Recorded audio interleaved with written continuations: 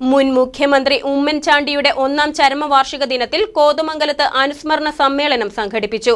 ഛായാചിത്രത്തിൽ പുഷ്പാർച്ചനയും സമ്മേളനവും ഉണ്ടായിരുന്നു. കോതമംഗലത്ത് കോൺഗ്രസ് മണ്ഡലം കമ്മിറ്റിയാണ് ഉമ്മൻചാണ്ടി അനുസ്മരണ ചടങ്ങ് സംഘടിപ്പിച്ചത്. നേതാക്കളും പ്രവർത്തകരും ഛായാചിത്രത്തിൽ പുഷ്പാർച്ചന നടത്തി.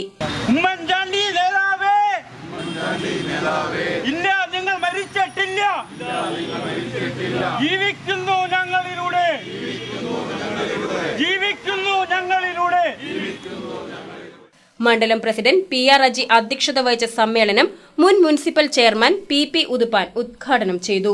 ഉമ്മൻചാണ്ടിയുടെ കട്ടിലേല് ആരെങ്കിലുമൊക്കെ കിടക്കുന്നുണ്ടെന്ന് കണ്ടാൽ അദ്ദേഹത്തിന് യാതൊരു മടിയില്ല. ആ ഒരു പുൽപ്പാ വിരിച്ച് അദ്ദേഹം താഴെ കിടക്കും.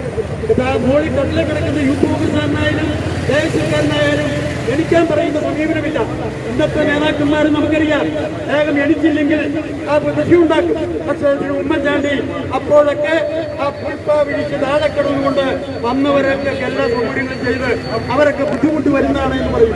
ഉമ്മൻചാണ്ടിയുടെ മുറി ഒരിക്കലും അടക്കില്ലായിരുന്നു. MLA ആയിരിക്കുമ്പോൾ ആ എഴുതുമ്പോഴുള്ള കാലഘട്ടത്തിൽ അദ്ദേഹം ആ മുറി എന്നും തുറന്നിട്ടിരിക്കുകയാണ്.